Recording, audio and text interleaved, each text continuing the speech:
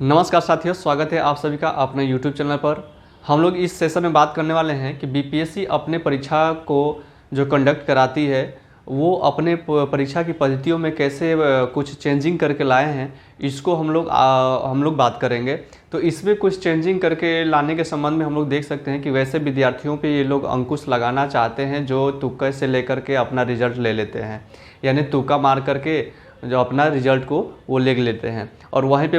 जो मेधावी छात्र हैं जिनमें जो वास्तव में एबिलिटी है वो कुछ अपनी गलतियों के चलते, कुछ ही गलतियों के चलते वो वहाँ से चयनित नहीं हो पाते हैं और जो तुक्का लगाते हैं वो आगे निकल जाते हैं। तो इन पे अंकुश लगाते हुए बीपीएससी ने एक अच्छी पहल लेकर ये आई है कि उसमें जो प्रश्न की जो संख्या है, प्रश्न की जो पद्धतियाँ हैं उसमें कुछ चेंजिंग किया है, जिसमें से ऐसा माना जा रहा है कि बीपीएससी के जो चेयरमैन अतुल सर हैं उनकी गाइडलाइंस ये है, उन्होंने ये बताया कि जो प्रश्न पत्रों की जो संख्या है 150 वो तो होगा ही, वो जिसमें से 100 जो नंबर हैं प्रश्नों की वो जैसे मॉडरेट होते हैं और एवरेज में आते हैं वो तो होंगे ही, और 50 ऐसे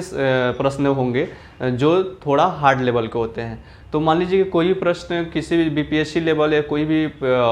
कॉम्पिटिटिव एग्जाम्स को लेकर देखा जाए तो प्रश्न पत्रों की संख्या का जो लेवल देखा जाए तो उसमें क्या होता है कि हार्ड होता है,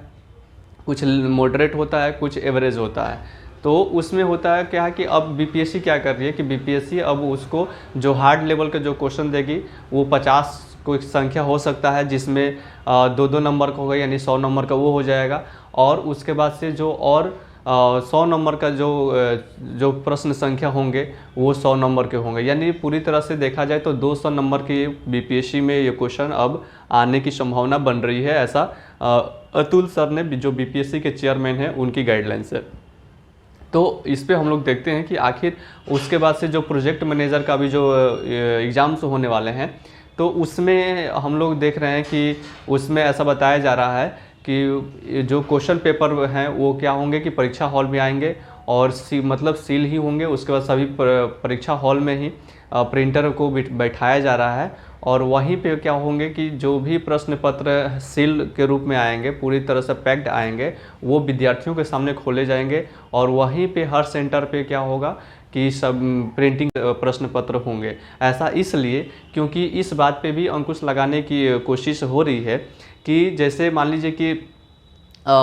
जैसे प्रिंटिंग कराने के लिए हम दूसरे का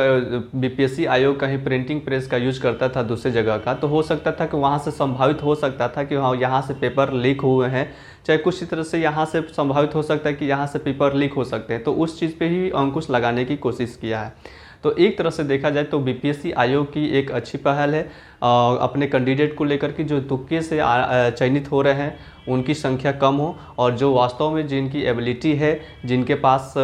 इंटेलिजेंस है, वो अब उसको आगे मतलब अपना चयनित बहुत अच्छे से लें, यानी तुक्के वालों की अब गुंजाइश इसमें नहीं है। तो ऐसा बीपीएससी ने अब इस तरह के अंकुश लगाने की कोशिश किया हुआ है और जो पेपर लीक होने से संबंधित